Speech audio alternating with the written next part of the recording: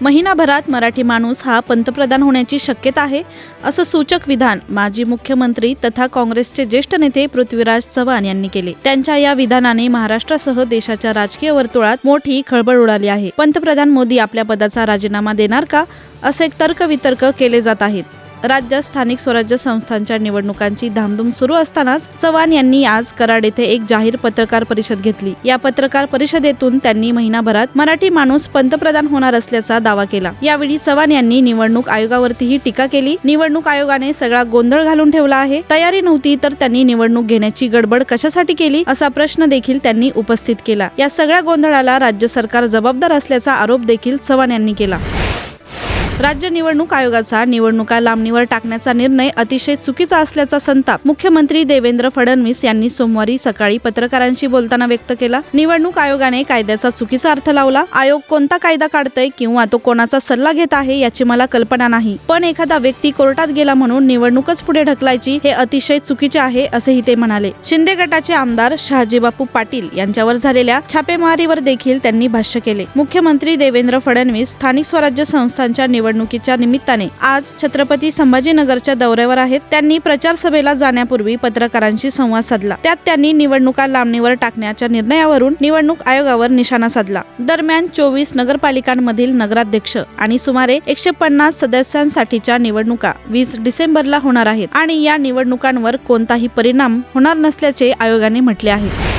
राष्ट्रवादी काँग्रेस शरदचंद्र पवार पक्षाचे तरुण नेते युगेंद्र पवार यांचा विवाह सोहळा रविवारी पार पडला। या लग्नात आत्याबाई म्हणून खासदार सुप्रिया सुळे यांनी भन्नाट असा डान्स केला, त्यासोबतच फुगडीचाही आनंद घेतला। त्यांच्या या डान्सचा एक व्हिडिओ सोशल मीडियावर व्हायरल झाला असून त्यामध्ये सत्ताधारी पक्षांवर तिखट शब्दांमध्ये हल्ला चढवणाऱ्या सुप्रिया सुळे यांचे एक वेगळेच व्यक्तिमत्व दिसून आले। युगेंद्र पवार यांचे 30 नोव्हेंबर रोजी मुंबईतील वांद्रे कुर्ला संकुलातील जिओ सेंटरमध्ये मोठ्या थाटामाटात लग्न पार पडले। तनिष्का कुलकर्णी यांच्याशी त्यांची लग्नगाठ बांधण्यात आली। या सोहळ्याला उपमुख्यमंत्री अजित पवार वगळता संपूर्ण पवार कुटुंबाने हजेरी लावली। अजित पवारांच्या पत्नी सुनेत्रा पवार यांचाही यात समावेश होता। यावेळी युगेंद्र पवार यांची वरात येताच आत्याबाई सुप्रिया सुळे यांच्यासह पवार कुटुंबातील महिलांनी एकच ठेका धरला।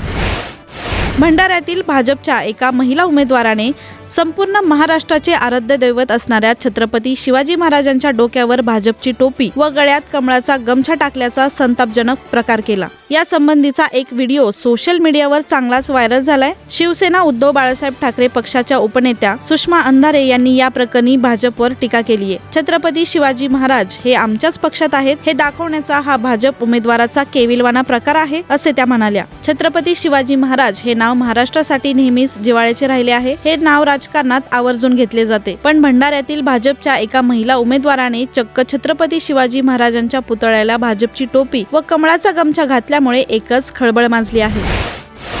गुजरातच्या कच्छच्या रणात थंडीची चाहूल लागताच सायबेरिया, इराण आणि युरोपमधून परदेशी पक्ष्यांचे आगमन सुरू झाले आहे। थंडीच्या सुरुवातीलाच येथे 1 लाखांहून अधिक फ्लेमिंगो जमा झालेत। गुलाबी पंखांच्या फ्लेमिंगोंच्या या गर्दीमुळे कच्छच्या रणचे दृश्य देखील गुलाबी झाले आहे। पूर्व कच्छ वन विभागाचे मुख्य अधिकारी आयुष वर्मा यांनी सांगितले की या परदेशी पाहुण्यांच्या आगमनाची प्रक्रिया नुकतीच सुरू झाली आहे। डिसेंबरच्या अखेरपर्यंत त्यांची संख्या ही 3 लाखांपर्यंत पोहोचू शकते, जे संपूर्ण कच्छमधील सर्वात अनोखे असे दृश्य असेल। सायबेरिया, इराण आणि युरोपमधील थंड प्रदेशातून फ्लेमिंगो हे पक्षी दरवर्षी हिवाळा घालवण्यासाठी कच्छच्या रणात येतात। त्यांच्यासोबत पेंटास्टॉर्क, पांढऱ्या आणि गुलाबी रंगाचे लेसर व ग्रेटरसह अनेक परदेशी पक्षी देखील येतात। त्यांना पाहण्यासाठी परदेशी पाहुणे देखील कच्छला येतात।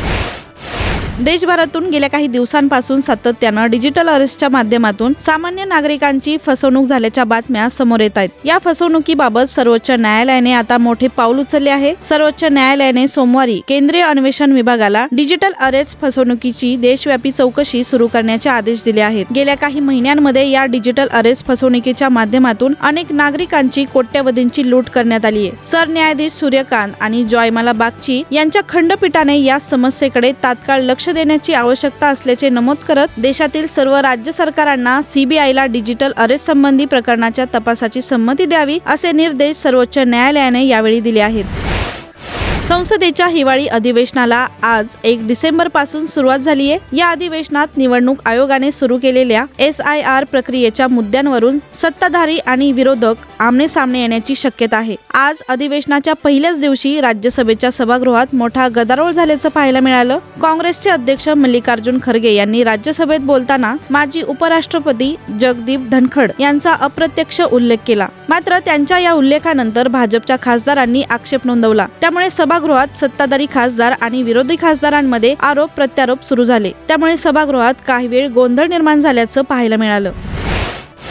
केंद्र सरकारनं घरभाडे नियम 2025 लागू केला आहे। नव्या नियमानुसार घरभाडे एका वर्षात एकदाच बदलता येईल। घरमालक 90 दिवस अगोदर याबाबत नोटीस देईल। अनौपचारिकपणे अचानकपणे मध्येच घरभाडे वाढवणं यासारख्या गोष्टी आता वैध नसतील। जर घरभाडे 5,000 रुपये असेल तर पेमेंट डिजिटल पद्धतीनं करावं लागेल। त्यामुळे रोख रक्कम दिल्यानं होणारे वाद कमी होतील। जर घरभाडे 50,000हून अधिक असेल तर सेक्शन 194 IB नुसार TDS कंप्लायन्स करणं आवश्यक असेल। सर्वसाधारण मेट्रो शहरांमध्ये सुरक्षा अनामत रक्कम म्हणून 10 महिन्यांचं भाडं घेतलं जातं। नव्या नियमानुसार निवासी सुरक्षा अनामत रक्कम 2 महिन्यांच्या भाड्याची रक्कम असेल। त्यामुळे मोठ्या शहरात कामाच्या निमित्तानं स्थलांतर करणाऱ्यांचा खर्च पहिल्यापेक्षा खूप कमी होऊ शकतो।